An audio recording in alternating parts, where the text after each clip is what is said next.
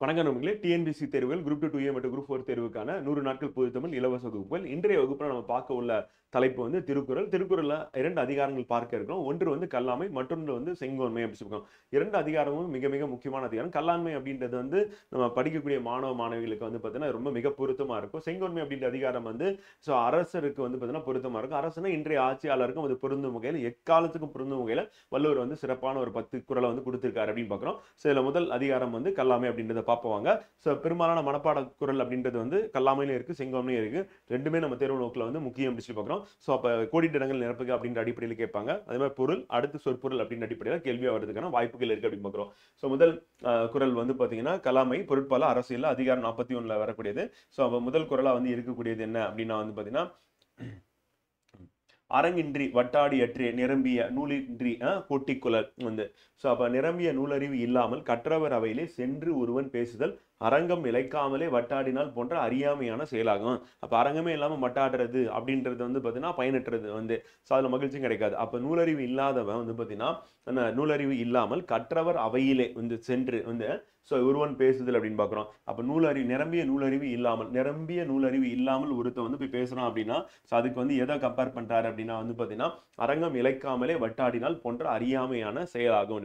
அப்ப அறியாமையில பண்ணக்கூடிய ஒரு செயலா இருக்கும். குழந்தைகள் வந்து அப்படிதான் பண்ணுவாங்க வந்து விளையாடும் போது என்னன்னா அந்த விளையாட்டை முறையா தெரியாம அவங்களே ஏதாவது ஒண்ணு பண்ணி விளையாண்டுட்டு இருப்பாங்க வந்து அப்ப முறையான நூலறிவு இல்லாதவர்கள் வந்து பாத்தீங்கன்னா அவையில போயிட்டு கற்றவர்களுடைய அவையில போயிட்டு பேசுது அப்படின்றது வந்து என்ன ஆகுது அப்படின்னா ஒரு அறியாமை தான். அந்த அறியாமை எப்படி இருக்கு அப்படின்னா அரங்கே இல்லாம வந்து இப்ப வட்ட ஆடுறது அப்படின்னா அதுக்கான அந்த விளையாடுறதுக்கான அரங்கு இல்லாம அதுல போயிட்டு விளையாடுறது அப்படின்றதுக்கு சமம் அப்படி சொல்லி சொல்றாரு வந்து அரங்கம் இழைக்காமலே அப்படின்னு சொல்லி சொல்றாரு. சொற்பொருள் வந்து அரங்கம்னா அவை, வட்டாடினா நிறைந்த அறிவாற்றல் இல்லாமல் அப்படின்னு பார்க்குறோம். அப்போ வட்டாடி அப்படின்றது வந்து என்ன அப்படின்னா வந்து பார்த்தீங்கன்னா இந்த இதுக்கு இது ஒப்பிட்டு சொல்றாருன்னா நிறைந்த அறிவாற்றல் இல்லாமல் அப்படின்றது ஒப்பிட்டு சொல்றாரு அப்படின்னு பார்க்குறோம். அரங்கின்றி வட்டாடி அற்றே நிரம்பிய நூலின்றி கொட்டிக்கொள்ளல் அப்படின்னு பார்க்குறோம். அப்போ நிரம்பிய நூலறிவு இல்லாமல் அந்த கற்றவர் அவையில போயிட்டு பேசுறது அப்படின்றது வந்து ஒருவன் பேசல் அரங்கம் இழைக்காமலே வட்டாடினால் போன்ற அறியாமையான செயலாக முடியுமா. அப்போ அறியாமையான செயல் அப்படின்றது எதை வள்ளுவர் சொல்றாருன்னு கேட்டாங்க அப்படின்னா வந்து நிரம்பிய நூலறிவு இல்லாம கற்றவர் அவையில போய் பேசுறது தான் அறியாமையான செயல் அப்படின்னு பார்க்குறோம்.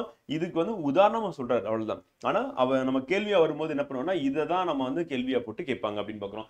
அப்புறம் சீர் அப்படின்னு பாத்தீங்கன்னா அரங்கின்றி வட்டாடி அற்றே நிரம்பிய நூலின்றி கொட்டிக்கொள்ளல் அரங்கின்றி முதல் சீர், இரண்டாவது வட்டாடி அற்றே நிரம்பிய நூலின்றி கோட்டி கொள்ளல் அப்படி சொல்லி மொத்தம் 7 சீர் வந்து நமக்கு தேர்வு நோக்கில் இம்பார்ட்டன்ட் பண்ணி பார்க்கலாம். அடுத்து கல்லாதான் சொற்காமுறுதல் முளையிரண்டும் இல்லாதால் பெண் காமுற்று அப்படின்னு சொல்லி சொல்றாரு வந்து அப்ப இது வந்து மிக எப்படி ஒப்பிடுறாரு அப்படின்னா வந்து கல்லாதவன் தானும் அவையர் பேச வேண்டும் என்று விரும்புதல் முளையிரண்டும் இல்லாதவளான பெண்மையை விரும்புதல் போன்ற அறியாமை ஆகும் அப்படின்னு. அப்ப பெண்ணுக்கான முக்கியமான இது என்ன அப்படின்னு வந்து பாத்தீங்கன்னா பெண்மைக்கான முக்கியமானதா வந்து பாத்தீங்கன்னா உடல் இருக்க தோற்றம் சொல்றோம். அந்த தோற்றம் இல்லாம வந்து பாத்தீங்கன்னா நான் வந்து பெண்மையை உணர்றேன் அப்படின்னு சொல்லி சொல்றது அப்படின்றதுக்கு எதுக்கு ஒப்பிட்டு சொல்றாரு அப்படின்னா வந்து பாத்தீங்கன்னா கல்லாத ஒருத்தன் வந்து பாத்தீங்கன்னா கட்டறிந்து இருக்கக்கூடிய அவையில போய் பேசணும்னு ஆசைப்படுறது அப்படின்றாரு. அப்ப கல்லாதவன் தானும் அவையர் பேச வேண்டும் என்று விரும்புதல் அப்படின்னா முளையிலிருந்தும் இல்லாதவளான பெண்மையை விரும்புதல் போன்ற அறிமையாகும். அப்ப முளைகள் இல்லாத பெண் வந்து பெண்மையை விரும்புறதுக்கு சமமா சொல்றாரு. அப்ப எந்த அளவுக்கு கடுமையா வந்து பார்த்தீங்கன்னா வள்ளுவர் இங்க வந்து சொல்றாரு அப்படின்னா வந்து கல்லாதவன் படிக்காதவன் காமம் மையல் அப்படி சொல்லுகிறோம். அப்ப கல்லாதவன் தானும் அவையர் பேச வேண்டும் என்று விரும்புதல் முளைகளிலும் இல்லாதவனான பெண்மையை விரும்புதல் போன்ற அறியாமை ஆகும் சொல்லுகிறாங்க.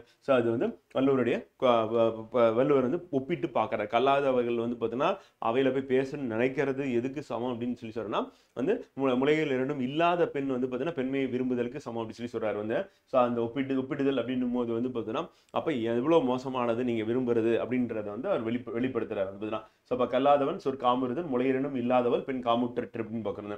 அடுத்து கல்லாதவரும் நனிநிலர் கற்றார்மன் சொல்லாது இருக்கப்பெறின் இந்த குறள் வந்து நம்ம கேட்பாங்க வந்து சொற்பொருள்.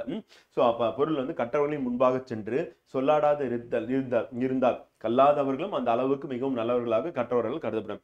அப்ப கல்லாதவரும் நனி நல்லரா இருப்பாரு எப்ப அப்படின்னு வந்து வள்ளுவர் வந்து சொல்றாரு அப்படின்னு கேட்டாங்க அப்படின்னா கற்றார் முன் சொல்லாதிருக்க பெரியும் வாயை மூடிட்டு இருக்கிறது, வாயை துறக்காம இருந்தீங்க அப்படின்னா அப்பயும் நீங்க நல்லவர் தான். அப்ப கற்றவர்களுக்கு வந்து பார்த்தீங்கன்னா இருக்கக்கூடிய இடத்துல கல்லாதவர்கள் என்ன பண்ணணும் அப்படின்னா வந்து வாயை திறக்கக்கூடாது அப்படின்னு சொல்றாரு. அப்படி திறக்காம இருந்தீங்கன்னா நீங்களும் வந்து நல்லவர்களாக கற்றவர்களால் மதிக்கப்படுவார் கருதப்படுவார் அப்படின்னு சொல்லி வள்ளுவர் வந்து அழகா சொல்றாரு. அப்ப இங்க வந்து பாத்தீங்கன்னா சொற்பொருள்ல வந்து நனி நல்லர் அப்படின்னா மிகவும் நல்லவர், சொல்லாமல் பேசாமல் இருக்கிறது. அப்ப நனி நல்லர்னு சொல்லி வள்ளுவர் யாரை சொல்றாரு அப்படின்னா வந்து பார்த்தீங்கன்னா கல்லாதவர்களை சொல்றாரு. ஏன் அப்படின்னா அவங்க வாயை திறக்காம இருக்கிறது அப்படின்றாரு. அப்ப கல்லாதவரும் நனி நல்லர் கற்றார் முன் சொல்லாதிருக்க பெறின் அப்படின்றதான் குறள். அப்ப கல்லாதவரும் நனி நல்லர் கற்றார் முன் சொல்லாதிருக்க பெறின் அப்படின்னு பார்க்கலாம். மொத்தம் 7 சீர் வந்து இங்க வந்து வருது. கோடிட்ட நம்ம கேட்கறதுக்கான வாய்ப்பு இருக்கு. அப்ப நனி நல்லரா கல்லாதவர் எப்ப கருதப்படுவார் அப்படின்னா வாயை திறக்காம இருக்கிறது அப்படின்னு பார்க்குறோம். கற்றார் முன் சொல்லாதிருக்க பெறின் அப்படின்னு சொல்லி சொல்றாரு அப்படின்னு பார்க்குறோம். ஸோ இந்த இது அடிப்படையில் நம்ம கேள்வியை கேட்கறதுக்கான வாய்ப்புகள் இருக்கு அப்படின்னு பார்க்குறோம். அடுத்து 4வது குறள். கல்லாதன் ஒற்பங் கலிய நன்றாயினும் கொல்லார் அறிவுடையார் வந்து. ஸோ அப்ப கல்லாதவனது அறிவு சில சமயங்களில் மிகவும் நன்றாய் இருந்தாலும் அறிவுடையவர்கள் என்ன பண்ணுவாங்க, அதனை நன்று என்று ஏற்றுக்கொள்ள மாட்டார்கள். அப்படி ஏற்றுக்கிட்டா நான் அடுத்தடுத்து அவன் என்ன பண்ணுவான், சொல்லிட்டே இருப்பான், ஏதாவது இது சரியா இருக்கும் அது சரியா இருக்குன்னு சொல்லி. ஏதாவது ஒரு சூழ்நிலை தான் சரியா இருக்கும், அதை அப்ரிஷியேட் பண்ணிட்டான் என்ன தொடர்ந்து அவன் என்ன பண்ணுவான் அப்படின்னா அவனோட கருத்தை தெரிவிப்பான். அப்ப கல்லாதவன் அப்படின்றவன சில நேரங்கள்ல அவன் சொல்றது சரியா இருந்தாலும் அறிவுடையர்கள் என்ன பண்ண மாட்டாங்க, ஏத்துக்க மாட்டாங்க, வாயை மூடுன்னு சொல்லி சொல்றாங்கல்ல பல இடங்கள்ல வந்து பார்த்தீங்கன்னா. ஸோ அப்போ சொல்லும் போது அறிவுடையர்கள் என்ன பண்றாங்கன்னா கல்லாதவர்களை நோக்கும் போது வந்து பார்த்தீங்கன்னா அவங்க சொல்லக்கூடிய அறிவுரையை வந்து என்ன பண்றாங்க, ஏற்றுக்கொள்ள மாட்டேங்கிறாங்க.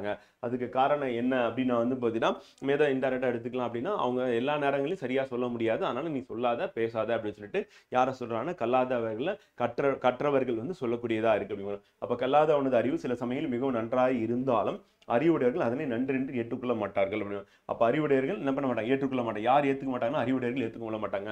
யாருடைய அறிவு அப்படின்னா வந்து கல்லாதவனுடைய அறிவு. அப்ப கல்லாதவனுடைய அறிவு சில சமயங்கள் நன்றாக இருந்தாலும் அறிவுடையர்கள் நன்றென்று ஏற்றுக்கொள்ள மாட்டார்கள்.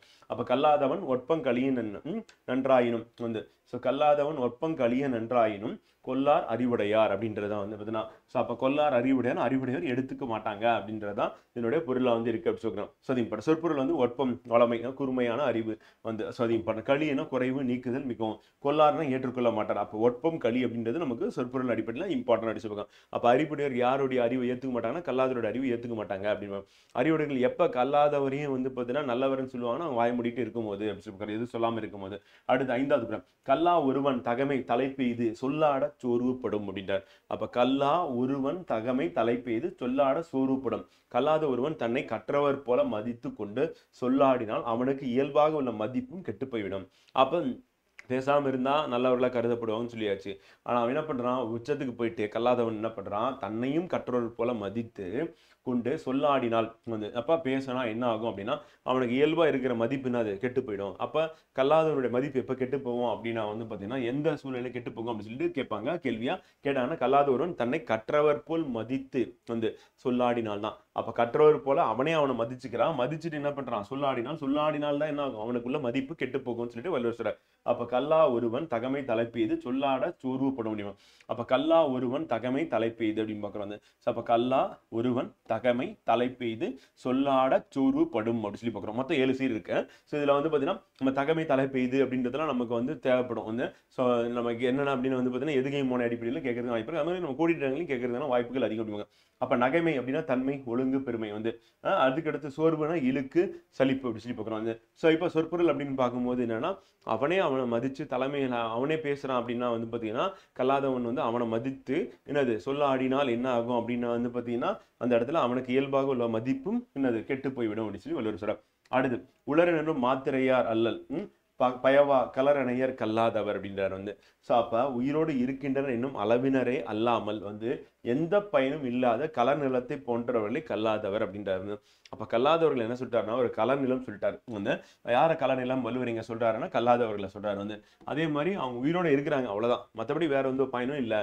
அப்ப உயிரோடு இருக்கின்றார் அப்படின்ற அளவு மட்டும்தான் அவங்க வந்து நம்ம கருத முடியும், மற்றபடி அவங்களால ஒரு பயனும் இல்லைன்னு சொல்லிட்டு வள்ளுவர் வந்து நான் கடுமையா வந்து சொல்றாரு.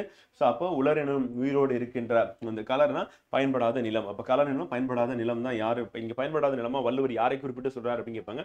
கேட்டானா கல்லாதவர் அப்படின்னு பாக்குறாங்க. ஸோ அவங்க எப்படி இருக்காங்கன்னா உயிரோடு இருக்கிறாங்க அவ்வளவுதான், வேற எந்த பயனும் அவங்க கிட்ட இருந்து நம்ம கிடையாது அப்படின்னு சொல்லிட்டு வள்ளுவர் வந்து சொல்றாரு அப்படின்ற மாதிரி நம்ம பொருள் எடுக்கணும். அப்போ உலரெனும் மாத்திரையர் அல்ல பயவா கலரணையர் கல்லாதவர் அப்படின்னு சொல்லி வள்ளுவர் இந்த இடத்துல சொல்றாரு. அடுத்து நுண்மான் நுழைப்புல மில்லான் எழில்நலம் மண்மான் புனைப்பாவை எற்று வந்து. சாப்ப நுட்பமாகவும் சிறப்பாகவும் நுழைந்து கற்ற அறிவு நலம் இல்லாதவனின் உடல் அழகு மண்ணால் அழகாக செய்த ஒரு பாவையின் உடல் அழகு போன்றது அப்படின்ட்டார். அப்ப என்னன்னா பாவைக்கு ஒப்பிடுறாரு, வந்து ஒரு பொம்மைக்கு ஒப்பிடுறாரு. மத்தபடி என்னது ஒரு பிரயோஜனமும் இல்ல அப்படின்னாரு. அப்ப நுண்மான் நுட்பமாக வந்து சிறப்பாகவும் வந்து நுழைந்து கற்ற அறிவு நலம் இல்லாதவனின் உடல் அழகு. அப்ப நுட்பமாகவும் சிறப்பாகவும் நுழைந்து கற்ற அறிவு நலம். அப்ப அறிவு என்ன சொல்றாருன்னா நுட்பமா சொல்றாரு, சிறப்பாகவும் சொல்றாரு, நுழைந்து கற்ற அறிவுன்றாரு. அப்ப அறிவை வந்து எப்படி சொல்றாரு அப்படின்னா அவர் வந்து சொல்றாருன்னா நுட்பமாக சிறப்பாக நுழைந்து கற்ற அறிவுன்றார். அது இல்லாத ஒருத்தனுடைய அழகு வந்து உடல் அழகு அப்படின்றது வந்து என்ன சொல்லிட்டாருன்னா மண்ணால் அழகாக செய்த ஒரு பாவையின் உடல் அழகு போன்றது. அப்போ ஒரு பாவையை ஒப்பிடுறார். யாருடைய உடல் அழகு அப்படின்னா என்னது அறிவு நலம் இல்லாதவனின் உடல் அழகு. அப்ப அறிவு நலம் என்ன? அறிவு நலம் நுட்பமாகவும் சிறப்பாகவும் என்னது நுழைந்து கற்ற அறிவு நலம் இல்லாதவனின் உடல் அழகு அப்படின்றது ஒரு பாவைக்கு சமம்ன்றார். அப்ப நுண்மான் உழைப்புலம் மில்லான் எழில்நலம் மண்மான் புனைப்பாவை எற்று. அப்ப யாரை வந்து இங்க வந்து பாவைன்னு சொல்றாரு வள்ளுவர் அப்படின்னா வந்து பாத்தீங்கன்னா அறிவிற்கா அந்த அந்த நுட்பமாகவும் சிறப்பாகவும் வந்து பாத்தீங்கன்னா அதை நுழைந்து கற்ற அறிவு நலம் இல்லாதவன். அந்த அறிவு இல்லாதவனை தான் என்ன சொல்றாரு அப்படின்னா அவனுடைய உடல் அழகை வந்து பாவைக்கு ஒப்பிடுறாரு அப்படி சொல்றாரு. அப்ப இங்க யார் திருப்பி வராங்கன்னா கல்லாதவர் தான் வராரு. அப்ப அறிவு இல்லாதவர்கள் வராங்க, அறிவு நலம் இல்லாதவர்கள் வராங்க அப்படின்ற மாதிரி நம்ம பொருள் கொள்ளணும். ஸோ அதுதான் நமக்கு வந்து தேவை. எழில் அப்படின்னா அழகு, புனைனா பொலிவு புதுமை, பாவைனா வந்து பெண் வந்து. ஸோ அப்போ பாவை அப்படின்னும் போது இங்கே வந்து பெண்ணையும் குறிப்பிடுறது, அதே நேரத்தில் பாவை அப்படின்றது வந்து பார்த்தீங்கன்னா பொம்மையும் குறிப்பிடும். இந்த ஸோ ரெண்டு விதமாக நம்ம எடுத்துக்கலாம். அப்போ பாவையின் உடல் அழகு போன்றது அப்படின்னு அழகாக செய்த ஒரு பாவையின் வந்து அப்போ மண்ணால் செய்யப்பட்டதுன்னா ஒரு பொம்மை வந்து பாவை, அந்த பாவையோட அழகுக்கு ஒப்பிட்டு சொல்றாரு வந்து இப்போ மண்ணால் செய்யப்பட்டதுதான் அது வந்து உயிரில்லாத ஒரு ஒரு பொருள் அப்படின்னு சொல்லி பார்க்குறோம். அப்போ அந்த உயிரில்லாத பொருளுக்கு தான் ஒப்பிட்டு அவர் சொல்றாரு அப்படின்னு பார்க்குறோம். யார் அப்படின்னா வந்து பார்த்தீங்கன்னா அறிவு நலம் இல்லாதவனின் உடல் அழகு அப்படின்னு சொல்லி சொல்றாரு வந்து. ஸோ அப்போ நுண்மான் நுழைப்புலம் மில்லான் எழில்நலம் மண்மான் புனைப்பாவை எற்று அப்படின்னு சொல்லி பார்க்குறோம். குறள் வந்து நமக்கு இம்பார்ட்டன்ட் வந்து நமக்கு 7 சீர் அடிப்படையில் கேட்டுருவாங்க வந்து. ஸோ நுண்மான் நுழைப்புலம் மில்லான் எழில்நலம் மண்மான் புனைப்பாவை எற்று அப்படி சொல்லி பார்க்குறோம். இந்த 7 சீருமே நமக்கு இம்பார்ட்டன்ட் வந்து கோடிட்டங்கள் அடிப்படையில் கேட்டுருவாங்க வந்து. அடுத்து நல்லார்கண் பட்ட வறுமையின் இன்னாதே கல்லார்கண் பட்ட திரு அப்படி சொல்லுவாங்க. ரொம்ப முக்கியமான குறள், இது கேட்டுருவாங்க, கேட்கறதுக்கான வாய்ப்புகள் வந்து மிக மிக அதிகம் அப்படின்னு பார்க்குறது. ஸோ அப்போ இங்கே வள்ளுவர் என்ன சொல்றாரு அழகா வந்து பார்த்தீங்கன்னா நல்லார்கண் பட்ட என்னது வறுமையின் இன்னாதே கல்லார்கண் பட்ட திரு வந்து. அப்போ நல்லவர்களுடைய வந்து பார்த்தீங்கன்னா அறிவுடையவர்களுடைய வறுமை அப்படின்றது யாரோட ஒப்பிடுறாருன்னா அந்த கல்லாதவருடைய செல்வத்தோடு ஒப்பிட்டு சொல்றாரு. அப்படி சொல்லும்போது கல்வி அறிவு உடைய நல்லவரிடம் உள்ளதான வறுமையை விட கல்லாதவரிடம் சேர்ந்த அளவற்ற செல்வமானது பெரிதும் துன்பம் தருவதாகும். அப்ப எதை துன்பம் சொல்றாரு அப்படின்னா கல்லாதவனுடைய செல்வம் தான் பெரிய பெரிய துன்பம்ன்றார். அது துன்பம் சொல்லல, பெரிதும் துன்பம் தரும் சொல்றாரு வந்து. ஸோ அப்ப வள்ளுவர் வந்து இந்த இடத்துல சொல்லும் போது வந்து பாத்தீங்கன்னா கல்லாதவர்கள் இருக்கக்கூடிய அந்த செல்வம் அப்படின்னு பெரிதும் துன்பத்தை கொடுக்கும். அப்ப அறிவுடையவர்களுக்கு அவங்க கிட்ட இருக்கக்கூடிய வறுமையை விட காட்டிலும் இது வந்து மிகப்பெரிய துன்பத்தை கொடுக்கக்கூடியது எதுன்னா கல்லாதவர்களின் செல்வம். அப்ப கல்லார்கண் பட்ட திருனா சொல்லும் வந்து. அப்ப கல்லார்கண் பட்ட திரு அப்படின்னும் போது கல்லாதவர்களுடைய வந்து அவர்களுடைய பெருஞ்செல்வம் அப்படின்றது எப்படின்னா பெரிய துன்பத்தை கொடுக்கும். எதை காட்டிலும் அப்படின்போது நல்லார்கண் பட்ட நல்லார் இங்க யார சொல்றாங்கன்னா அறிவுடையார் அந்த. ஸோ அவங்க பட்ட வறுமையும் இன்னாது வந்து. ஸோ அவங்க பட்ட வறுமை கூட பரவாயில்ல, ஆனா அந்த கல்லார்கண் பட்ட வந்து பார்த்தீங்கன்னா என்னது திரு அப்படின்றது வந்து பெரிய துன்பத்தை கொடுக்கும் அப்படின்னு சொல்லி இன்னாதே அப்படின்னு சொல்லி ஒரு அப்போ இன்னாது அப்படின்னா இன்னானா துன்பம், திருனா செல்வம் மேன்மை அப்படின்னு பார்க்குறோம். இந்த குறள் நமக்கு இம்பார்ட்டன்ட் வந்து நம்ம சீரடிப்படையில் கேட்டுறோம். அப்ப நல்லார்கண் பட்ட வறுமையின் வந்து இன்னாதே வந்து கல்லார்கண் பட்ட திரு அப்படின்னு பார்க்குறோம். மொத்தம் 7 சீர் இருக்கு. இந்த சொற்பொருள் அடிப்படையில் கேட்கறது மட்டும் இல்லை, சொற்பொருள் நமக்கு இம்பார்ட்டன்ட், பொருள் நம்ம இப்போ சொன்ன மாதிரி பார்த்துக்கணும். அதே மாதிரி சீர் அடிப்படையில் நமக்கு கோடிட்டங்கள்லாம் கேட்கறதுக்கான வாய்ப்புகள் அதிகம் பார்க்குறோம். ஸோ அது நமக்கு முக்கியம். இந்த மேற்பிறந்தார் ஆயினும் கல்லாதார் கீழ்பிறந்தும் கற்றார் அனைத்திலர் பாடு வந்து. ஸோ ரொம்ப அழகா சொல்லிட்டார். மேலான குடியிலே பிறந்தவராயினும் கல்லாத மடமையாளர் வந்து தாழ்ந்த குடியிலே பிறந்தும் கற்றவரை போல பெருமை இல்லாதவர் ஆவார் அப்படின்னு பார்க்கணும். அப்ப மேற்குடியில பிறந்த கல்லாதவர் என்ன ஆயிட்டாங்கன்னா தாழ்ந்தவரா மாறுறாங்க. அப்ப மேற்குடியில பிறந்தவங்க தாழ்ந்தவங்க எப்ப மாறுவாங்க அப்படின்னா மேல்குடியில பிறந்தவர் தாழ்ந்த குடியினரா எப்ப மாறுவாங்க அப்படின்னா கல்லாத மடமையாளரா இருந்தா அப்படி பார்க்கிறோம். அப்ப கற்றவர்களை பேர் பெருமை இல்லாதவர் ஆவர் வந்து.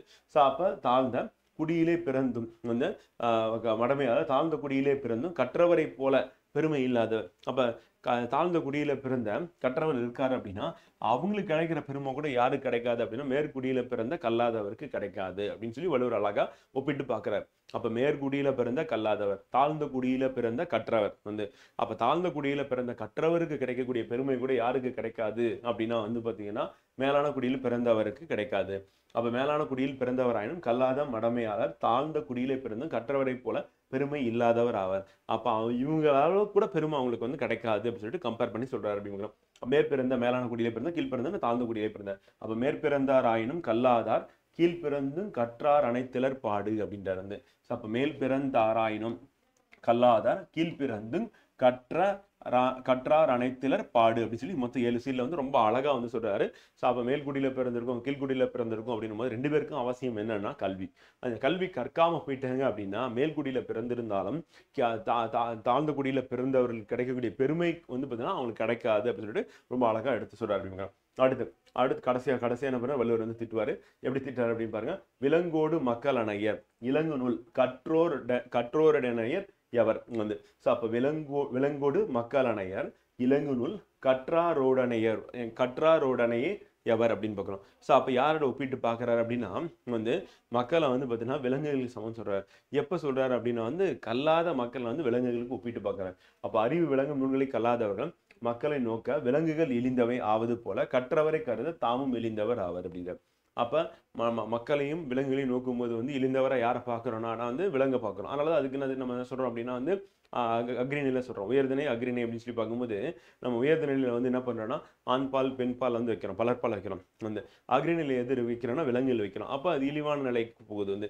ஸோ அப்போ நம்ம அதுக்கு சொல்லும் போது அதுக்கு மரியாதை வந்து நம்ம கொடுக்கறது கிடையாது வந்து. ஸோ அப்போ அந்த மாதிரி யாரை ஒப்பிடுறாருன்னா கற்றவர் கல்லாதவர் அப்படின்றார் வந்து.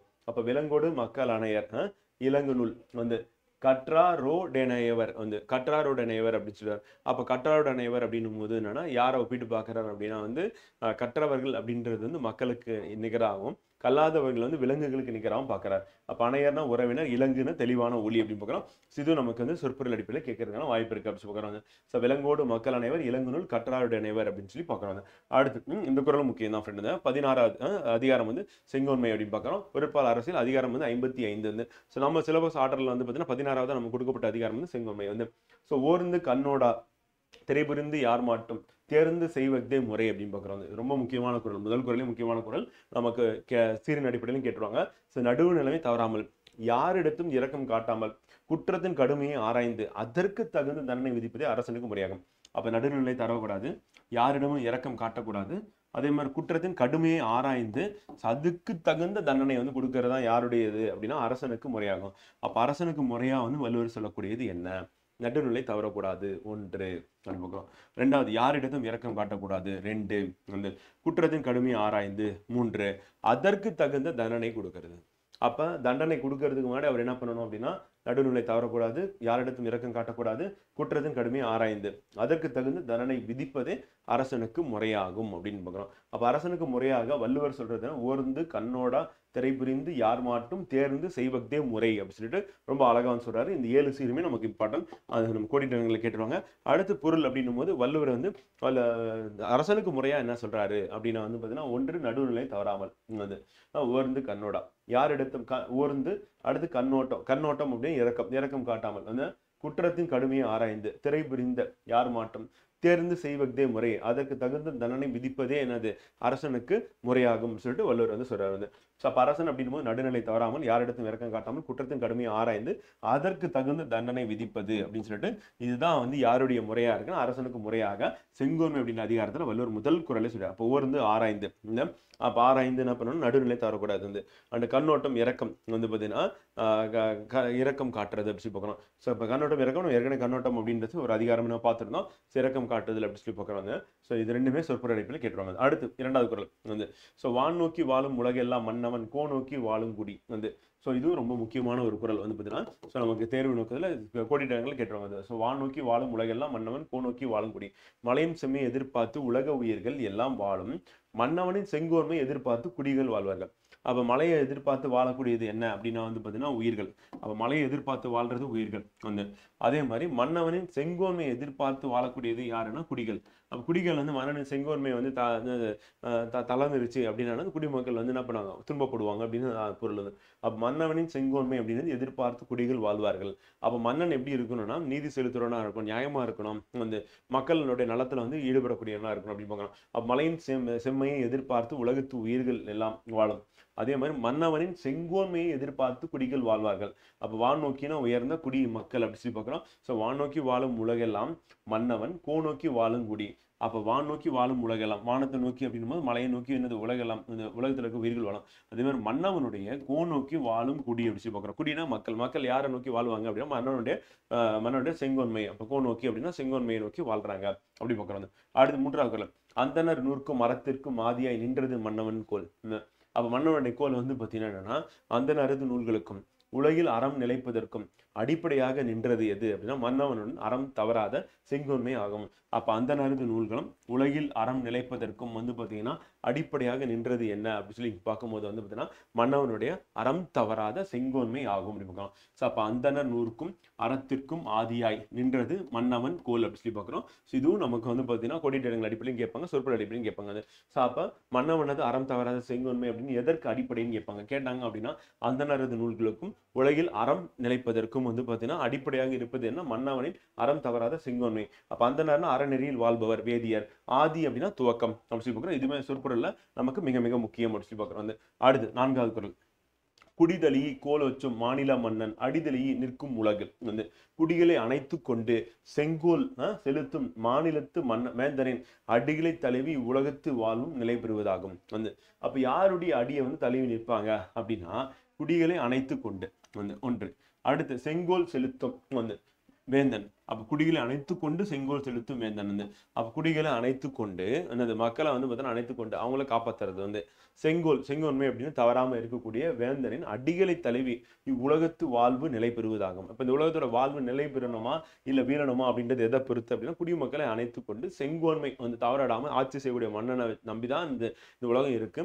அந்த உலகம் தான் என்னது நிலை பெறக்கூடிய உலகமா வந்து இருக்கும் அப்படின்றார். அப்ப குடிதொழி கோலிச்சும் மாநில மன்னன் அடிதளி நிற்கும் உலகு. அப்ப மன்னன் சரியில்லை, செங்கோன்மை இல்லை அப்படின்னா அந்த உலகம் அழியறதுக்கான வாய்ப்பு இருக்கு அப்படின்னு சொல்லிட்டு வள்ளுவர் சொல்றாரு. ஸோ அப்ப குடிதளி குடிமக்கள், மன்னன் அப்படின்னா வேந்தன் அப்படி சொல்லி பார்க்கிறோம். அதான் வந்து சொற்பொருள் அடிவகம். அப்ப குடிதளி கோலொச்சு மாநில மன்னன் அடிதளி நிற்கும் உலகு.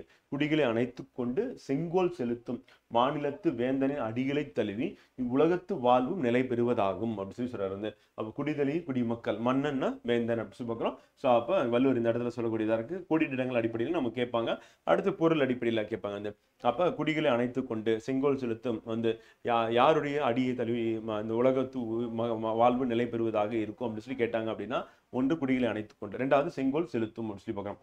அடுத்து இயல்புலி கோலோச்சு மன்னவன்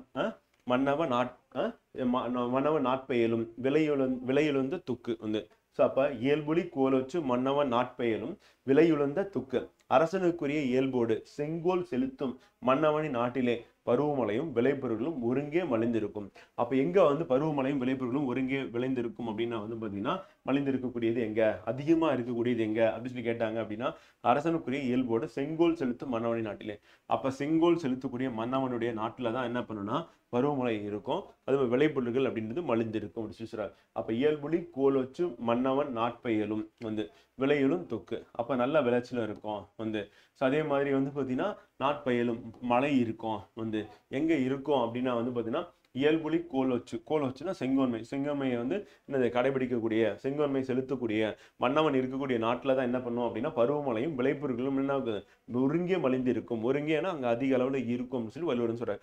அப்போ பருவமழையும் விளைபொருட்களும் ஒருங்கே மலிந்து இருக்கக்கூடிய இடமா வந்து எங்க இருக்கு அப்படின்னா வந்து அரசனுக்கு இயல்போட செங்கோல் செலுத்தும் மன்னவனின் நாட்டிலே. அப்போ செங்கோன்மை செலுத்தக்கூடிய மன்ன நாட்டு. அப்போ இயல்பு முறை பெயல்லாம் பருவமழை அப்படின்னு பார்க்குறோம். ஸோ அப்போ பெயல் அப்படின்றது விளைச்சல் அப்படின்னு பார்க்குறோம். அப்போ மழையும் விளைச்சலும் வந்து பார்த்தீங்கன்னா ஒருங்கே எங்கே இருக்கும் அப்படின்னா செங்கோன்மை செலுத்தக்கூடிய மன்னவன் நாட்டில். இயல்புடி கோலோச்சு மன்னவன் நாட்பெயலும் விளையலும் தொக்கு. வந்து அடுத்து வேலென்று வென்றி தருவது மன்னவன் கோலோதும் கோடாதினி. வந்து ஸோ மன்னவனுக்கு வெற்றி அளிப்பது அவன் கையில் உள்ள வேல் அல்ல, அவன் செங்கோன்மை கோணாமல் இருந்ததனால் அதுவே வெற்றி அளிப்பதாகும். அப்ப மன்னவன் வந்து வேல் பயன்படுத்தி வெற்றி பெறுவானா அல்லது அவனுடைய செங்கோன்மை கோணாமல் இருந்து வெற்றி பெறுவானா அப்படின்னும் போது வள்ளுவர் என்ன சொன்னா செங்கோன்மை கோணாமல் இருப்பதனாலதான் அதுவே வெற்றி அளிப்பதாகும் அப்படின்றார். அப்ப எது கிடையாது அப்படின்றாருன்னா கையில் உள்ள வேல் அல்லன்ற. அப்போ மன்னவனுக்கு வெற்றி அப்படின்னும் போது நம்ம போர்க்களத்துல வேலை பயன்படுத்தி வெற்றி பெறுவோம்னு சொல்லுவோம். ஆனா அதை விட முக்கியமானது என்ன அப்படின்னா வந்து பாத்தீங்கன்னா செங்கோன்மை. அப்ப செங்கோன்மை கோணாமல் இருந்ததுன்னா அதுதான் வெற்றி அளிப்பதாக வள்ளுவர் வந்து சொல்றாரு அப்படின்னு. ஸோ அப்ப வேலன்று வென்றி தருவது, வேலன்று அப்படின்றாரு. அப்ப வேல் கிடையாது, வெற்றியை தருவது. மன்னவன் கோலோதும் கோடாதெனின். அப்ப கோலோதும் கோடாதெனின் அப்படின்னும் போது கோலோதும் அப்படின்னா செங்கோன்மை வந்து கோணாமல் இருக்கிறதுனாலதான் அவனுக்கு வந்து வெற்றி கிடைக்கும் அப்படின்னு சொல்லிட்டு வள்ளுவர் வந்து இங்க வந்து சொல்றாரு. அடுத்து இறை காக்கும் வையகம் எல்லாம் அவனை முறை காக்கும் முட்டாச்செயின் அப்படின்னு பார்க்குறோம். Very very important. இது கேட்பாங்க வந்து. ஸோ பொருள் வந்து உலகத்தாரை எல்லாம் மன்னவன் காப்பாற்றி வருவான், முறை தவறாமல் அவன் செங்கோல் செலுத்தி வந்தால் அது அவனை காப்பாற்றி நிற்கும் வந்து. ஸோ அப்போ உலகத்தாரை எல்லாம் மன்னவன் காப்பாற்றி வருவான், முறை தவறாமல் அவன் செங்கோல் செலுத்தி வந்தால் அது அவனை காப்பாற்றும். அப்போ மன்னனை வந்து காப்பாற்றக்கூடியது எது அப்படின்னு கேட்டாங்க அப்படின்னா அவனுடைய செங்கோல் அப்படின்னு பார்க்கணும். அப்போ அவனுடைய செங்கோல் அப்படின்றது வந்து பார்த்தீங்கன்னா கோணல் ஆகும்போது வந்து என்ன ஆகுதுன்னா அவன் வந்து காப்பாற்ற முடியாம உயிர் நிற்க நிலையில் ஏற்படுது. இப்போ நம்ம சிலப்பதிகாரத்தில் எடுத்துக்கும் போது வந்து பார்த்தீங்கன்னா ஸோ பாண்டிய மன்னன் வந்து உயிர் துறக்க காரணம் என்னன்னா அவன் செங்கோல் வந்து வளைஞ்சிருது. அப்போ அவன் ஆராய்ந்து என்ன பண்ணணும், குற்றத்தை வந்து கடுமையை வந்து ஆராய்ந்து அதுக்கப்புறம் தண்டனை கொடுக்கணும். அப்படி பண்ணாமல் விடுறதுனால செங்கோன்மை வந்து என்னது கோணல் ஆகிறது. அப்படி கோணல் ஆகிறதுனால என்ன ஆகுதுன்னா மன்னன் வந்து பாண்டிய மன்னன் வந்து உயிர் துறக்கக்கூடிய நிலை ஏற்படுகிறது. ஸோ அப்போ உலகத்தாரை எல்லாம் மன்னவன் காப்பாற்றி வருவான், முறை தவறாமல் அவன் செங்கோல் செலுத்தி வந்தால் அது அவனை காப்பாற்றி நிற்கும் அப்படின்னு வள்ளுவர் வந்து சொல்றாரு. வையம் உலகம் முட்டுனா தடை அப்படி சொல்றோம். அப்ப இறை காக்கும் வையகம் எல்லாம், இறை காக்கும் வையகம் எல்லாம் அவனை முறை காக்கும் முட்டா செய்யின் அப்படின்னு சொல்லிட்டு மொத்தம் 7 சீர்ல வள்ளுவர் வந்து இந்த இடத்துல சொல்றாரு. ஸோ இது வந்து நமக்கு மிக முக்கியம் அப்படின்னு பார்க்குறோம். நமக்கு கோடிட்டங்கள் அடிப்படையில் இந்த கேள்வி கேட்போம். அப்ப மன்னவனை காப்பாத்துறதுன்னா அவனுடைய செங்கோல் அப்படி சொல்லி பார்க்குறோம். உலகத்தாரை எல்லாம் மன்னவன் காப்பாற்றி வரணும். இப்போ உலகத்தாரை காப்பாற்றுறது யாருன்னா மன்னவன். அப்போ உலகத்தாரை காப்பாற்றுறது மன்னவன். அந்த மன்னவனை காப்பாற்றக்கூடியது எது அப்படின்னா அவனுடைய செங்கோல் அப்படின்னு சொல்லிட்டு வள்ளுவர் இந்த இடத்துல வந்து சொல்றாரு அப்படி சொல்லி. ஸோ அதை 7வது குறள். அடுத்து 8வது குறள். என்பதத்தான் ஓரா முரரா செய்யா மன்னவன் தன் பதத்தான் தானே கெடும் வந்து. ஸோ முறையிட வருபவரது காட்சிக்கு எளியனாய் அவர்கள் குறைகளை கேட்டு ஆராய்ந்து முறை செய்யாத மன்னவன் தாழ்ந்த நிலையிலே சென்று தானும் கெடுவான். ஸோ அப்போ மன்னவன் வந்து எப்போ கெட்டு போவான் அப்படின்னா வந்து பார்த்தீங்கன்னா வந்து என்னது குறைகளை கேட்டு ஆராய்ந்து முறை செய்யாத மன்னன் வந்து. ஸோ அப்போ முறை செய்யாத மன்னவன் தான் என்ன பண்ணுறான் அப்படின்னா வந்து தாழ்ந்த நிலையிலே தானே கெடுவான். அப்போ கெடக்கூடிய மன்னன் என்ன, முறை செய்யாத மன்னன். என்ன முறை செய்யலை அப்படின்னா குறைகளை கேட்டு ஆராய்ந்து காட்சிக்கு எளியவனாய் வந்து. அப்போ முறையிட வரவங்க கிட்ட காட்சிக்கு எளியவனா வாங்க உங்களுடைய குறைகள் என்ன கூறுங்கள் அப்படின்னு சொல்லிட்டு கேட்கக்கூடிய மன்னவன் தான் காட்சிக்கு எளியவனா இருப்பான். அவங்களை விரட்டும் தோணியில வந்து பார்த்தீங்கன்னா எதுக்காக வந்தீங்க, இந்த நேரத்தில் ஏன் வந்தீங்க அப்படி சொல்லிட்டு கேட்கும் போது என்ன ஆகும் அப்படின்னா அப்போ காட்சிக்கு எளியவனா இல்லை, அப்போ கடுஞ்சொல் சொல்லக்கூடிய மன்னனா வந்து இருக்கான் அப்படின்னு சொல்லி பார்க்குறோம். 1. 2வது அடுத்து அவர்கள் குறைகளை கேட்டு ஆராய்ந்து முறை செய்யாத மன்னன். அவர்கள் குறையை கேட்கறது இல்லை. அப்போ ஆராய்ந்து முறை செய்யாத மன்னவன் அப்படின்னும் போது அவன் என்ன கெடுவான் அப்படின்னு சொல்லி வள்ளுவர் சொல்றார். அப்போ காட்சிக்கு எளியவனா இருக்கணும் இல்லாத மன்னன். அதே மாதிரி முறை செய்யாத மன்னன் அப்படின்னா குறைகளை கேட்டு ஆராய்ந்து முறை செய்யாத மன்னன் அப்படின்னா அவன் கெடுவான் அப்படின்னு சொல்லி வள்ளுவர் என்ன அது எச்சரிக்கிறார். யாரை பார்த்து எச்சரிக்கிறார் அப்படின்னா அரசனை பார்த்து எச்சரிக்கிறார் அப்படின்னு பார்க்கணும். நீ காட்சிக்கு எளியவனா இருக்கணும், அதே மாதிரி அவங்களுக்கு குறைகளை கேட்கணும், முறையா செய்யணும். அப்ப இது பண்ணல அப்படின்னா என்ன ஆகும்னா நீ கெட்டு ஒழிவு அப்படின்னு சொல்லிட்டு வள்ளுவர் வந்து சொல்றார். அப்ப என்பதத்தான் முறை செய்யா மன்னன் அப்படி தன் பதத்தான தாழ்நிலையில் உள்ளவன் அப்படின்னு சொல்லுவான். அப்ப முறை செய்யா மன்னன் வந்து என்பதத்தான் ஓரா முரரா செய்யா மன்னவன் தன் பதத்தான் தானே கெடும் சொல்றாரு. ஸோ அப்ப என்பதத்தான் முறை செய்யா மன்னன் தன் பதத்தான் தாழ்நிலையில் உள்ளவன் நிலைக்கு அவன் எட்டுவான் அப்படின்னு சொல்லி வள்ளுவர் வந்து சொல்றார். அடுத்து குடிபுறம் காத்தோம்பி குற்றங்கடிதல் வடுவென்று வேந்தன் தொழில். இது இம்பார்ட்டன்ட். வேந்தனுடைய தொழில் தான் அது வந்து என்ன சொல்ல முடியாது வந்து குறையா சொல்ல முடியாது அப்படி சொல்லி சொல்றாரு வந்து பார்த்தீங்கன்னா குற்றம் இல்லைன்ற. அப்ப குடிகளை பகைவரிடமிருந்து காத்து அவர்களுக்கு நன்மை செய்து பேணியும் குற்றங்களை நீக்கியும் முறை செய்தல் வேந்தனுக்கு குற்றம் இல்லை அதுவே அவன் தொழில் அப்படின்றார். அப்ப வேந்தனுடைய தொழிலா வந்து வள்ளுவர் வந்து இங்க சொல்லக்கூடியது. அரசனின் தொழில் என்ன சொல்றாரு அப்படின்னு கேட்டாங்க அப்படின்னா 1 குடிகளை பகையிலிருந்து காக்கிறது. அப்ப காத்து வந்து. அடுத்து அவர்களுக்கு நன்மை செய்து பேணியும் வந்து. அப்ப அவங்களுக்கு என்ன பண்ண நன்மை செய்யணும் பேணியும் வந்து அவங்களை நன்மை செய்து பாதுகாக்கணும். குற்றங்களை நீக்கியும் வந்து. அப்ப எதை நீக்கணும்னா குற்றங்களை நீக்கணும் வந்து. முறை செய்தல் அப்படின்றது அந்த முறையை செய்யக்கூடிய மன்னவன் அப்படின்றது என்னன்னா வேந்தனுக்கு குற்றம் கிடையாது, அது அவனுடைய தொழில் அப்படின்றார் வந்து. ஸோ அப்ப குடிகளை பகரிடந்து காத்தும் அவர்களுக்கு நன்மை செய்து பேணியும் வந்து குற்றங்களை நீக்கியும். அப்ப குடிபுறம் காத்தோம்பி வந்து குற்றங்கடிதல் வடுவென்று வேந்தன் செயல் அப்படி. குடி புறம் காத்தல் வந்து. அப்போ குடி அப்படின்னும் போது வந்து பார்த்தீங்கன்னா மக்களை வந்து யார்கிட்ட இருந்து காத்துன்னா பகையிலிருந்து காக்கிறது வந்து. அப்படி காக்கிறது மட்டும் அவர்களுக்கு நன்மை பேணியும் வந்து. குற்றங்கடிதல் குற்றங்களை நீக்குதல் அப்படின்னா அப்போ குற்றம் கடிதல் குற்றங்களை நீக்குதல். அது வடுவன்று அப்படின்னு குற்றம் இல்லை அப்படின்னு பார்க்குறோம். ஸோ அப்போ வேந்தனுடைய தொழில், வேந்தன் அரசனுடைய தொழிலா வந்து இது வந்து இருக்கு. அப்போ குடிபுறங் காத்தோம்பி குற்றங்கடிதல் வடுவன்று வேந்தன் தொழில். அப்போ குடிபுறங் காத்தோம்பி குற்றங்கடிதல் வடுவன்று வேந்தன் தொழில் அப்படின்னு சொல்லிட்டு வள்ளுவர் வந்து 7 சீர்ல அழகா வந்து சொல்றாரு. யாரை சொல்றாருன்னா அரசனுக்கு வந்து சொல்றாரு. அப்போ உன்னுடைய வேலை என்னன்னா குடிகளை பகர்ந்து காத்தல், அவர்களுக்கு நன்மை செய்து பேணியம், குற்றங்களை என்னது நீக்குதல். இந்த 3மே நீ செஞ்சினாதான் என்னது இதுல குற்றம் எதுவும் கிடையாது, உன்னுடைய தொழில் அப்படின்னு சொல்லி வள்ளுவர் வந்து அழகா சொல்றாரு. இப்போ கடிதல்னா நீக்குதல், விரைதல்னா கடிதல் நீக்குதல் விரைதல் அழித்தல் அப்படின்னு பார்க்குறோம். அப்போ கடிதல் அப்படின்னும் போது வந்து பார்த்தீங்கன்னா வேந்தனுடைய தொழிலாக சொல்றாரு. குற்றங்கடிதல் நீக்குதல் விரைதல் அழித்தல் அப்படின்னு பார்க்குறோம். 9வது குறள் இம்பார்ட்டன்ட். அடுத்து 10வது கொலையிற் கொடியாரை வேந்தொருத்தல் பைங்குல் களைகட்ட தன்னோடு நேர் வந்து. ஸோ அப்போ வள்ளுவர் வந்து என்ன சொல்றாருன்னா டெத் சென்டென்ஸ் பத்தி பேசுறாரு, அந்த மரண தண்டனை பத்தி சொல்றாரு வந்து. ஸோ கொடிய செய்வாரை கொலை தண்டனையால் தண்டித்தும் மற்றவர்களை அருளோடு காத்தும் முறை செய்தல் வந்து. அப்போ கொடிய செயல் புரியவர்கள் என்ன பண்றாங்கன்னா கொலை தண்டனையால் தண்டிக்கிறது. அப்படி தண்டனை மரண தண்டனை தண்டித்து மற்றவர்களை அருளோடு காத்து, மற்றவர்களுக்கு அருள் புரியுறது, அன்போட இருக்கிறது, அவங்க கிட்ட முறை செய்தல். பசும் பயிரில் களை எடுப்பது போன்ற சிறந்த செயலாகும். அப்போ களை எடுக்கிறது அப்படின்றது வந்து பார்த்தீங்கன்னா நம்ம என்ன பண்ணுறோம், தாவரத்தை அழிக்கிறது தான். ஆனால் அந்த களை அப்படின்றது என்னன்னா பயிர்களுக்குள்ளே இருக்கும்போது அது வந்து தொல்லையாக இருக்குது. அப்போ அந்த களையை நம்ம பிடுங்குறோம். அப்போ அந்த பிடுங்கிறது அப்படின்னா தாவரத்தோட வந்து பார்த்தீங்கன்னா இறப்பு நிலைக்கு வந்து எய்துது. அப்போ தாவரம் இறக்கக்கூடிய அந்த நிலை அப்படின்னும் போது என்னன்னா அது தொந்தரவாக இருக்கிறதுனால நம்ம எடுக்கிறோம். அதே மாதிரி சமுதாயத்தில் வந்து என்னது கொடிய அந்த செயலை செய்யக்கூடியவர்கள் இருக்கிறாங்க அப்படின்னா அவங்களுக்கு கொலை தண்டனையை வந்து கொடுக்கறது, தண்டிக்கிறது அப்படின்றது வந்து என்னது, அதே மாதிரி மற்றவர்களை அருளோடு காக்கிறது. அப்போ களையை எடுத்துட்டு மிச்சம் இருக்கக்கூடிய அந்த நெற்பயிர்களை நம்ம என்னது அருளோட பார்த்துக்கிறது அப்படின்றது வந்து கம்பேர் பண்றாரு. அப்போ பசும் பயிரில் களை எடுப்பது போன்ற சிறந்த செயலா வந்து வள்ளுவர் வந்து இங்க வந்து சொல்றாரு. அப்போ பைங்குள்ள பசுமையான பயிர் அப்படி சொல்லி பார்க்குறோம். சொற்பொருள் இம்பார்ட்டன்ட். அப்போ கொலையிற் கொடியாரை வேந்தொருத்தல் பைங்குல் களை கட்ட தனோடு நேர் அப்படி சொல்லி வள்ளுவர் வந்து அழகா இங்க சொல்லி முடிக்கிறார் அப்படின்னு பார்க்குறோம். ஸோ அப்போ நமக்கு இந்த குறள் பொறுத்தவரையும் வந்து பார்த்தீங்கன்னா நமக்கு செங்கோன்மை அப்படின்றதுல வந்து முக்கியமான குறள் வந்து இருக்கு அப்படி சொல்லுவாங்க. கல்லாமை நமக்கு முக்கியம்.